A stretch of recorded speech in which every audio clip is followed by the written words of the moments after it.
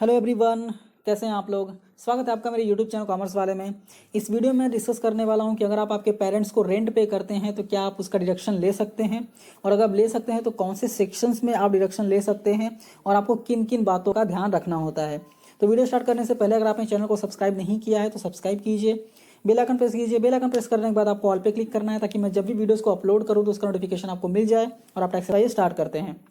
तो जैसा कि आप स्क्रीन पर देख सकते हैं, deduction for paying rent to parents.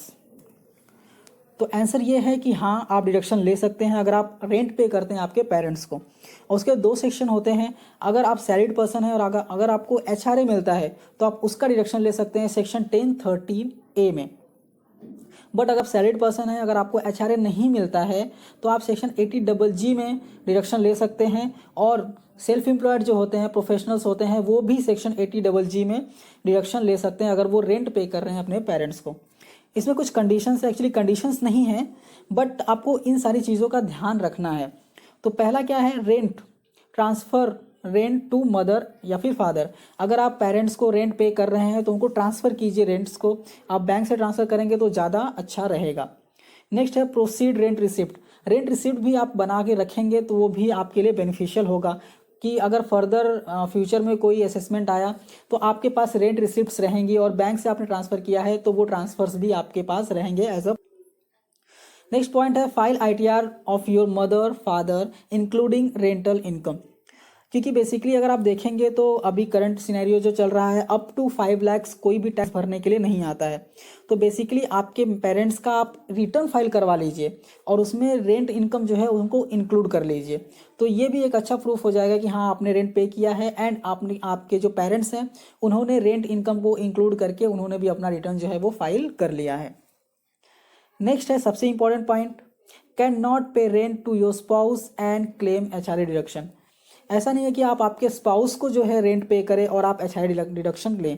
तो आप स्पाउस को अगर रेंट पे करेंगे तो आप उसका डिडक्शन एचआरए में नहीं ले सकते। नेक्स्ट कुछ इंपॉर्टेंट पॉइंट्स हैं। पहला इंपॉर्टेंट पॉइंट है, रेंट अगर आपको पे करते हैं, अगर आप 1 लाख से ज़्यादा अगर आप पे करते हैं तो जब भी अगर आप कंपनीज़ में एचआरए क्लेम कर रहे हैं तो वहाँ पे आपको लैंडलॉर्ड का पैन लगता है, या फिर अगर पैन नहीं है तो लैंडलॉर्ड का जो है वो डिक्लेरेशन लगता है। एंड अगर आप रेंट रिसिप्ट सबमिट करना भूल गए, सेकंड पॉइंट क्या कहता है कि अगर आप रेंट रिसिप्ट जो है वो सबमिट करना भूल गए कंपनी में तो आप क्या कर सकते हैं, आप बेसिकली जो एचआरए कंपोनेंट है उसका डिडक्शन आप ले सकते हैं at the timing of ITR filing. जब आप आईटीआर फाइल कर रहे हैं तब आप एचआरए जो भी रेंट आपने पे किया है, आपको जो एचआरए मिला है उसका आप डिडक्शन ले सकते हैं। आपको जो रेंट आपने जो पे किया है उसका कैलकुलेशन जो होता है, एचआरए का सेपरेट कैलकुलेशन होता है, उस पर आप डिडक्शन ले सकते हैं। या फिर अगर आप सेल्फ एम्प्लॉयड है तो आप 80G में भी डिडक्शन ले सकते हैं।